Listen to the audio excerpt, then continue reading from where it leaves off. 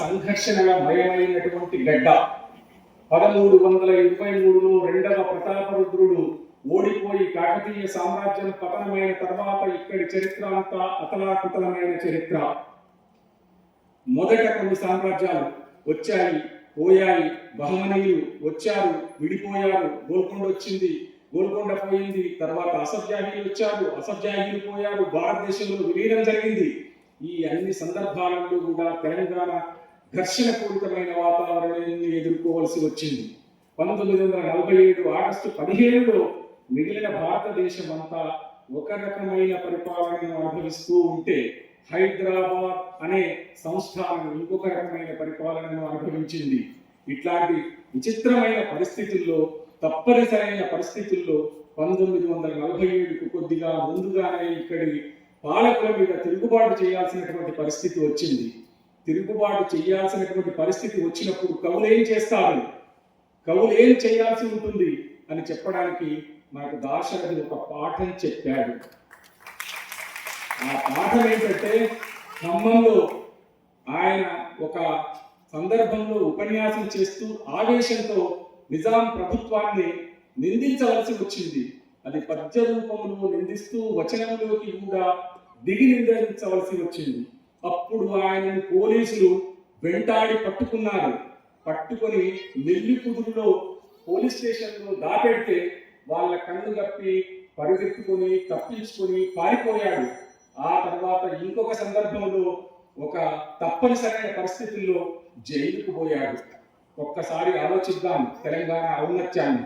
కవి అన్నవాడు జైలుకు పోయే పరిస్థితులు ఇక్కడ ఉండే.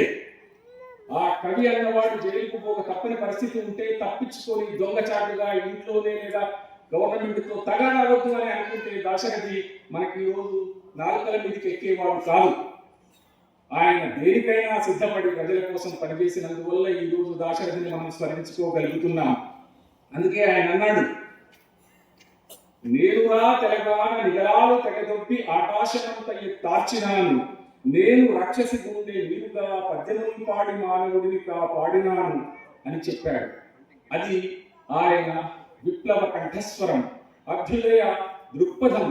అంత ఆవేశపూరితమైన పద్యాన్ని చెప్పగలిగినటువంటి దాశరథి ఒక సందర్భం వచ్చి చాలా ప్రణయాత్మకంగా లేదా సృజనాత్మకంగా కవిత చెప్పవలసి వస్తే ఆయన లోపల దాగినటువంటి హృదయంగమైనటువంటి సృజనాత్మక శక్తి పిల్లుకి వచ్చేది.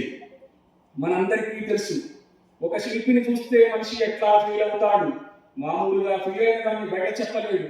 కవి ఎట్లా ఫీల్ అవుతాడు, ఫీల్ అయిన దాన్ని చెప్పాడు. నేను గలి కొండలన్ని రమణి కుచపాలికలై కపోల మోహన ఫలకములై దృకుటులై కుటిలారక జాలమై సురంగనలై రూపుదిద్దు కొనగా ఉలితో అమృతం చల్లి బీజములు జీవములు కోసిపోయెదను బ్రహ్మము శిల్పి కులావతం సమాని చెప్పాడు. అంతేనా? అగ్నిధార, రుద్రవీణ, మహాహృదయం ఇవి రాయడమే కాకుండా ఉర్దూ నుంచి, ఇంగ్లీష్ నుంచి, బెంగాలీ నుంచి తెలుగులోకి అనువాదం చేశాడు. దుఃఖ విషమింక గడమునే దూరలేదు, నరమును చేరినప్పుడెంత నరకమవునో అనే అద్భుతమైన విపద వాక్యాలను మన నాలుకల మీద ఎక్కించిపోయాడు ఆయన. అలాంటి మహాకవిని తెలంగాణ రాష్ట్రం సిద్ధించిన తర్వాత మనం ఇలా గౌరవించుకోగలగడం అనేది భాషా సాంస్కృతిక శాఖకు పండగ కాదా? ఆ పండుగని మేము ఇప్పుడు చేస్తున్నాం. ఆ పండుగలో భాగంగా మనం ఎవరో ఒక వ్యక్తిని దాశరథి అంత ఎదగాలని లేదా దాశరథి తొవ్వలో ప్రయాణం చేస్తున్నాడని గుర్తించాలి కదా. ఆ గుర్తించే పనిలో భాగంగానే మొన్న ఒక కమిటీ జరిగింది. ఆ కమిటీలో ముందున్నటువంటి యాకూబ్ లాంటి వారు, ఇంకా 4-5 మిత్రులు అందరూ కూడా కూర్చొని అమ్మంగి వేణుగోపాల్ గారి సారథ్యంలో గుడిపాటి అనే ఒక నిబద్ధ సాహిత్య జీవిని ఎంపిక చేశారు. గుడిపాటి ఎలాంటి వాడంటే, మూసీ తీరంలో ఒక ముని బయలుదేరి తిరిగి తన తపస్సు పూర్తయిన తర్వాత మళ్ళీ మూసీ తీరానికి సాయంత్రం చేరుకుంటాడు. ఆయనకు ఆయన తపస్సు తప్ప ఇంకేమీ తెలియదు. ఆయన తపస్సు తప్ప ఇంకేమీ పట్టించుకోదలుచుకోలేదు. ఆయన అనుకుంటే పెద్ద పత్రికల్లో సీనియర్ జర్నలిస్ట్గా ఉండి ఎడిటర్ కూడా కాగలిగేవాడు. కానీ తెలంగాణ తత్వానికి ప్రతీక అయిన పాలపిట్ట అనే మ్యాగజైన్ నిలబెట్టడం కోసం, దాన్ని తెలంగాణ వాదానికి ఊపిరి ఊదడం కోసం పనిచేస్తున్నాడు 16 సంవత్సరాలుగా.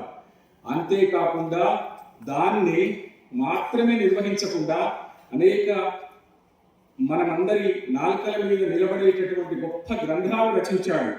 గ్లోబలైజేషన్ అనే వ్యాస సంపుటిలో సాహిత్య దృక్పథం ఎట్లా ఉండాలో చర్చించాడు. ఫాయిదా అనే సాహిత్య వ్యాసాలలో సాహిత్యం యొక్క అంతిమ లక్ష్యం ఏంటో వెతకడానికి ప్రయత్నం చేశాడు. ఇతివృత్తం అనే కథా సాహిత్య వ్యాసాలలో కథలో ఎన్ని మెరుపులు ఎన్ని మలుపులు ఉంటాయో చెప్పాడు. కిటికీ, అభివ్యక్తి, సహజాతములు, కవిత్వం ఎలా ఉండాలో మనం గమనించవచ్చు. ఇదే కాకుండా ఒబామా అనే వ్యక్తి జీవిత గాథ గురించి మనం తెలుసుకోవాల్సిన విషయాలు రాశాడు. మనం ఎక్కువగా పట్టించుకొని, అంటే అది కేవలం భక్తి మాత్రమే అనుకునేటటువంటి సత్యసాయి బాబాలో ఉండేటటువంటి వ్యక్తిగత ఔన్నత్యాన్ని కూడా రాశాడు. సంవిధానం, అవిశ్రాంత శ్రామికుడు, పుట్ట బంగారం, కథాదీప్తి ఇలాంటి పుస్తకాలన్నీ రాసి పాలపిట్ట మ్యాగజైన్ ద్వారా కవులను, రచయితలను మార్గదర్శనం చేస్తూ వర్తమాన తెలుగు సాహిత్యానికి ఒక దివిటీలాగా, వర్తమాన తెలుగు సాహిత్యానికి ఇంకా కరెక్ట్గా చెప్పాలంటే ఇరుసులాగా పనిచేస్తున్నటువంటి వ్యక్తి గుడిపాటి. అట్లాంటి గుడిపాటి ఈరోజు దాశరథి కవితా పురస్కారాన్ని లేదా సాహిత్య పురస్కారాన్ని లేదా దాశరథి అనే పేరు మీద ఉన్న పురస్కారాన్ని దాశరథి పేరు మీద ఉన్న పురస్కారాన్ని గుడిపాటి గారికి ప్రదానం చేయబోతున్నాం. ఎందుకు అంటే గుడిపాటి దాశరథి తెలంగాణని ఎంతగా ప్రేమించాడో గుడిపాటి కూడా తెలంగాణని అంతగా ప్రేమిస్తాడు. దాశరథి సాహిత్యాన్ని ఎంత ప్రేమించాడో గుడిపాటి కూడా సాహిత్యంలోనే మునిగి తేలుతూ ఉన్నవాడు. ఈ సందర్భంగా ఒక్క మాట చెప్పి దాశరథి తెలంగాణను ఎన్ని రకాలుగా ఉలకిస్తూ చెప్పాడో చెప్పి నేను ముగిస్తాను. కోటి తెలుగుల బంగారు కొండ కింద పరచు కొన్నట్టి సరస్సు లోపల వసించి ప్రొద్దున అందాల పూలు నా తెలంగాణ తల్లి కంజాతవల్లి అన్నాడు. ఎల్లోరా గుహలందున పల్లగించి వేయి స్తంభాల గుడిలోన విరులు పూచి శిల్పి ఇరుముక్కులో వికసించినట్టి నా తెలంగాణ కోటి అందాల జాన 3 కోటుల దేవతా మూర్తులందు కోటి మంది వసించడి హాటకావని మహాఖండమి రమణీయ భూమి నా తెలంగాణ లేమ సౌందర్య సీమ మూగబోయిన కోటి తమ్ముల గలాల పాట పలికించి కవితాజ వమ్ము కూర్చి నాటలానకు బలమిచ్చి నడిపినట్టి నా తెలంగాణ కోటి రత్నాల వీణ. నా తెలంగాణ కోటి రత్నాల వీణ. కోటి రత్నాల వీణను ఊహించిన తెలంగాణ గురించి తప్పించినటువంటి దాశరథి పురస్కారాన్ని గుడిపాటి గారికి అందజేయడం కోసం కూడా భాషా సాంస్కృతిక శాఖ పండగ చేసుకుంటుంది. నమస్కారం.